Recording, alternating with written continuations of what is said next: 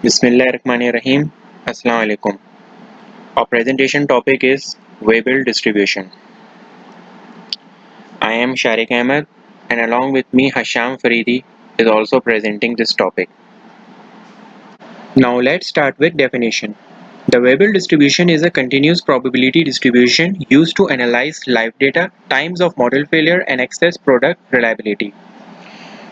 वेबल distribution basically continuous probability distribution है जो live data analysis के लिए इस्तेमाल की जाती है। टाइम्स ऑफ मॉडल फेलियर का मतलब ये है कि किसी भी मॉडल का एक्सपेक्टेड फेलियर कब तक अकर होगा और वो कितना रिलायबल है। For example mobile phone manufacturing company क्या करती है कि जब मोबाइल फ़ोन मैन्युफैक्चर हो रहा होता है वो उसके कुछ एक्सपेक्टेड फेलियर्स को टेस्ट करते हैं कि वो एक सर्टेन अमाउंट ऑफ टाइम में कितना रिलायबल रहेगा। उसकी बेसिस पे आपको वारंटी दी जाती है। नॉर्मली 1 ईयर वारंटी होती है मोबाइल फ़ोन्स की। इसका मतलब है कि आपका मोबाइल फ़ोन 1 साल के लिए रिलायबल है और इस दौरान आने वाले फेलियर्स को कंपनी ने टेस्ट कर लिया है। 1 साल के बाद कंपनी उसमें आने वाले फेलियर्स की रिस्पॉन्सिबिलिटी नहीं लेती। अब हमारे पास वेबल प्रोबेबिलिटी डेंसिटी फंक्शन का जो जर्नल एक्सप्रेशन है वो ये है। बेसिकली ये 3 पैरामीटर के लिए वेबल डिस्ट्रीब्यूशन का एक्सप्रेशन है। इसमें हमारे पास जो बीटा है वो शेप पैरामीटर है। इसके अलावा हम बीटा को वेबल, स्लोप और थ्रेशोल्ड पैरामीटर भी कहते हैं। न्यू जो है वो हमारे पास स्केल पैरामीटर है और इसको हम कैरेक्टरिस्टिक लाइव पैरामीटर भी कह सकते हैं। और जो गैमा है वो हमारे पास लोकेशन पैरामीटर है और इसको हम वेटिंग टाइम पैरामीटर और अक्सर हम उसको शिफ्ट पैरामीटर भी कहते हैं। एफ ऑफ टी जो है वो ग्रेटर देन इक्वल टू 0 होना चाहिए। इसके अलावा जो टी जो भी हमें टी क्या है, टी एक सर्टेन अमाउंट ऑफ टाइम है जो ग्रेटर देन और इक्वल टू 0 होना चाहिए। इसके अलावा जो शेप पैरामीटर है बीटा वो ग्रेटर देन 0 होना चाहिए और जो स्केल पैरामीटर है न्यू वो ग्रेटर देन 0 होना चाहिए। इसके अलावा गैमा की जो वैल्यूज़ हैं वो लेस देन माइनस इन्फिनिटी से लेके लेस देन पॉजिटिव इन्फिनिटी तक हो सकती हैं। अब हम शेप पैरामीटर और स्केल पैरामीटर को ग्राफ के रिस्पेक्ट से देखेंगे। शेप पैरामीटर जिसको हम बीटा से रिप्रेजेंट करते हैं, आप इसके ग्राफ में अगर देखें कि बीटा की वैल्यू जब 0.5 है तो उसका शेप और स्लोप जो है वो कुछ इस तरह का बन रहा है और जब बीटा की वैल्यू 1 है तो उसका शेप और स्लोप जो है वो कुछ इस तरह का है और जब बीटा की वैल्यू 3 है तो इसका शेप और कर्व कुछ इस तरह का है। तो वेबल प्रोबेबिलिटी डेंसिटी फंक्शन का जो कर्व है वो जैसे जैसे बीटा की वैल्यू इंक्रीज होती है तो उसके कर्व में प्रोबेबिलिटी डेंसिटी फंक्शन के कर्व में फ़र्क आता है विद रिस्पेक्ट टू टाइम।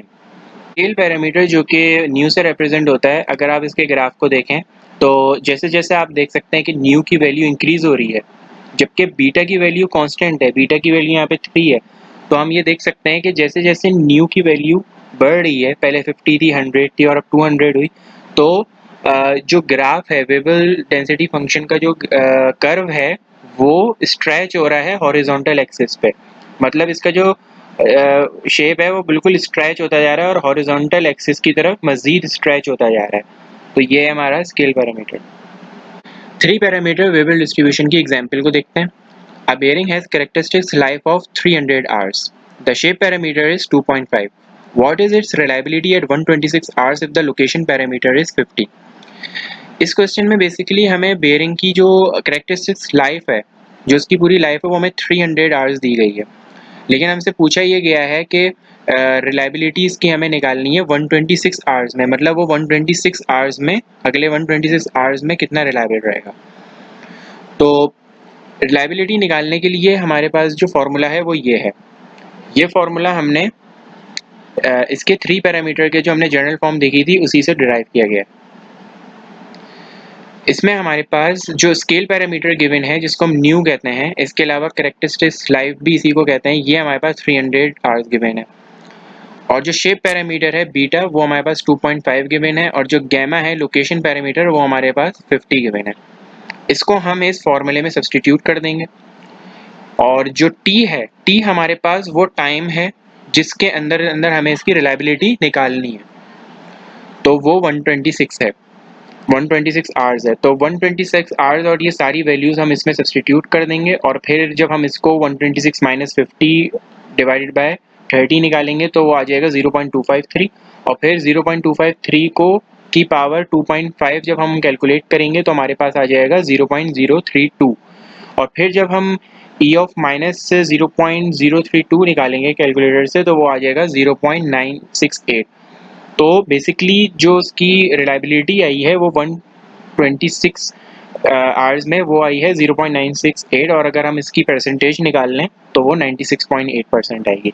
इससे हमें ये पता चला है कि बेयरिंग जो है वो 126 आवर्स के अंदर 96.8% रिलायबल है। सही है। अब हम निकालेंगे CDF, cumulative density function. If time t is a time of failure, then CDF का जो फॉर्मूला होगा वो ये होगा। इसमें जो हमारे पास रिलायबिलिटी का फॉर्मूला था उसमें अगर हम सिर्फ 1 माइनस लगा देंगे तो ये CDF का फॉर्मूला बन जाएगा। बाकी इसमें सारा काम वही होगा जो हमने पहले प्रोसेस फॉलो किया है, वही हम इसमें वैल्यूज सारी सब्सटीट्यूट कर देंगे, और जब 1 माइनस 0.968 के स्टेप पर आएंगे तो हमारे पास आ जाएगा 0.32 और 0.032, और फिर 0.032 को हम मल्टीप्लाई करेंगे तो आ जाएगा 3.2%। तो इससे आप ये देख सकते हैं कि 3.2% bearing will fail by 126 hours, मतलब जो फेलियर आएगा 126 आवर्स में वो 3.2% आएगा। तो जैसा कि आप देख सकते हैं कि अगर हम 96.8 में प्लस कर दें 3.2% तो हमारे पास 100% बनेगा। इसी तरीके से जब 0.968 के अंदर प्लस कर दें 0.032 तो वो 1 होगा। तो किसी भी चीज़ की प्रोबेबिलिटी हमारे पास 1 होती है। तो इससे हमें ये पता चल रहा है कि जो फेलियर रेट है वो हमने कैलकुलेट करा है बेयरिंग का कि वो अगले 126 आवर्स में कितना रिलायबल रहेगा और उसमें कितना फेलियर आएगा। Now Hasham Faridi will continue. Weibull distribution with 2 parameters. Weibull distribution 2 parameters के लिए हमारे पास जनरलाइज जो है बेसिकली फार्मूला है। 3 पैरामीटर्स और 2 पैरामीटर वेबल डिस्ट्रीब्यूशन में फ़र्क सिर्फ इतना है, यहाँ पे हमारे पास जो है गैमा माइनस गैमा होता है। गैमा बेसिकली जो है लोकेशन पैरामीटर होता है। 2 पैरामीटर और 3 पैरामीटर में बस इतना फ़र्क है कि 2 पैरामीटर वेबल डिस्ट्रीब्यूशन में लोकेशन पैरामीटर नहीं होता। Beta is basically shape parameter, जैसे कि हम ऑलरेडी डिस्कस कर चुके हैं। न्यू हमारे पास जो है वो स्केल पैरामीटर होता है एज बी डिस्कस अर्लियर। अब हम देखते हैं इसमें इफ़ बीटा लेस देन 1, अगर हमारे पास बीटा जो है लेस देन 1 है तो फेलियर रेट जो है वो वक्त के साथ जो है वो डिक्रीज होगा। If beta equal to 1 then failure rate is constant. अगर हमारे पास बीटा इक्वल टू 1 होगा तो हमारे पास जो फेलियर रेट है वो कांस्टेंट होगा। और उसके अलावा इफ बीटा ग्रेटर देन 1 है तो फेलियर रेट इंक्रीज, मतलब ये वक्त के साथ साथ इंक्रीज हो रहा होगा। हम देखते हैं वेबल डिस्ट्रीब्यूशन 2 पैरामीटर की example. The failure times of a particular transmitting tube are found to be Weibull distributed with beta equal to 2, nu equal to 1000 hours. Consider nu somewhat related to MTTF. Find the reliability of one of these tube for a mission time of 100 hour and the hazard rate after a tube has operated successfully for 100 hours. इसमें हमारे पास जो है transmitting tube है उसकी हमें reliability और hazard rate calculate करना है।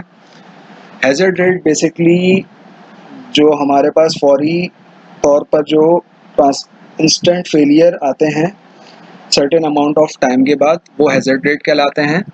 For reliability function, reliability function का हमारे पास ये फॉर्मूला है R bracket T equal to E की power minus T upon nu beta. T हमारे पास 100 आवर्स हैं, यहाँ पे गिवन है। न्यू हमारे पास 1000 आवर्स हैं जो कि स्केल पैरामीटर भी कहलाते हैं, और बीटा हमारे पास 2 है यहाँ पे जो कि शेप पैरामीटर कहलाता है। अब हम इसको सिंप्लीफाई करते हैं और वैल्यूज़ रखते हैं फॉर्मूले के अंदर। R 100 इक्वल टू E की पावर 100 डिवाइडेड बाय 1000 स्क्वायर। इसको हमने सिंप्लीफाई किया और इसकी कैलकुलेशन करने के बाद हमारे पास 0.99 रिलायबिलिटी आ गई। अगर इसको हम मल्टीप्लाई बाय 100 कर दें तो ये बनता है 99% रिलायबिलिटी। अब हम हैज़र्ड रेट कैलकुलेट करेंगे। इसका फॉर्मूला है H of T equal to beta upon nu bracket T upon nu, उसकी पावर है बीटा -1।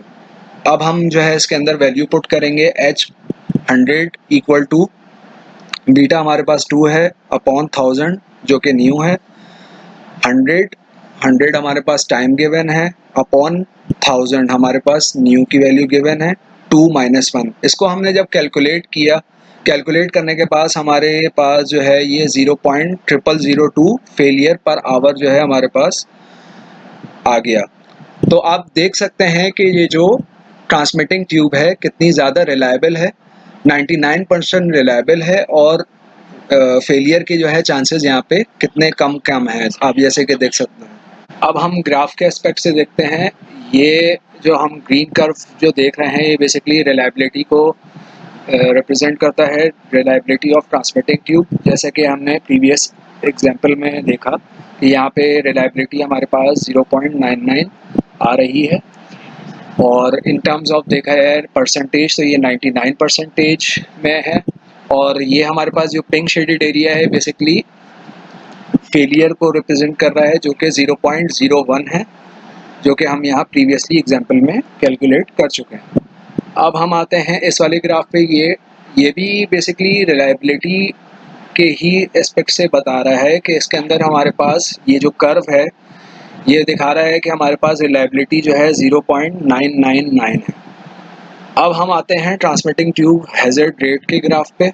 यहाँ पे ये जो लीनियर जो लाइन शो हो रही है बेसिकली हैज़र्ड रेट को जो है डिनोट कर रही है, जिसमें हमारे पास फेलियर पर आवर जो हमने प्रीवियसली एग्जांपल में कैलकुलेट किया था वो 0.0002 आया था। ये उस चीज़ को बेसिकली डिनोट कर रहा है। और राउंड ऑफ कर लें तो ये 0.000196 राउंड ऑफ होने के बाद जो हमने कैलकुलेट किया वो बेसिकली यही वाली फिगर है। Applications of Weibull distribution. अब हम इसमें देखते हैं कि वेबल डिस्ट्रीब्यूशन कहाँ कहाँ अप्लाई हो सकता है। मिसाल के तौर पे वारंटी एनालिसिस, जैसा कि हमने शुरू में जिक्र किया कि मोबाइल फ़ोन वारंटी में जो है मोबाइल फ़ोन मैन्युफैक्चरर्स जो है वेबल डिस्ट्रीब्यूशन का इस्तेमाल करते हैं। उसमें देखते हैं कि ये हमारा जो मोबाइल है कितना रिलायबल है और इसमें फेलियर के चांसेस कितने हैं।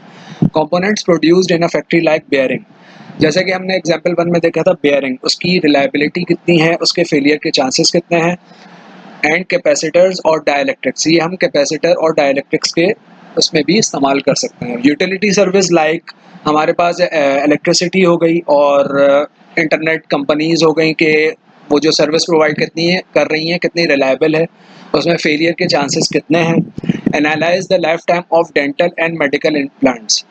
अब जो है इसके अंदर डेंटल और मेडिकल इम्प्लांट्स के हवाले से देख सकते हैं कि उसका जो इक्विपमेंट है बेसिकली कितना रिलायबल है और कितना जो है इसकी फेलियर के चांसेस हैं। और ये जाहिर है आपको पता है कि मेडिकल जो इक्विपमेंट है कितना ज़रूरी है रिलायबल होना, तो ये वेबल डिस्ट्रीब्यूशन की जो एप्लीकेशन है यहाँ पे भी इस्तेमाल होती है। ना सिर्फ ये इसके अंदर होती है, इसके अलावा ये डिज़ाइन स्टेजेस और उसके अलावा इन सर्विस टाइम में भी इस्तेमाल होती है। और वेबल डिस्ट्रीब्यूशन एप्लीकेशंस को हम मुख्तलिफ स्टैटिस्टिकल सॉफ्टवेयर से भी देख सकते हैं जो कि हमारे पास अवेलेबल है। अब ये कुछ रेफरेंसेस हैं हमारे पास। Now that's all from our presentation. Thank you.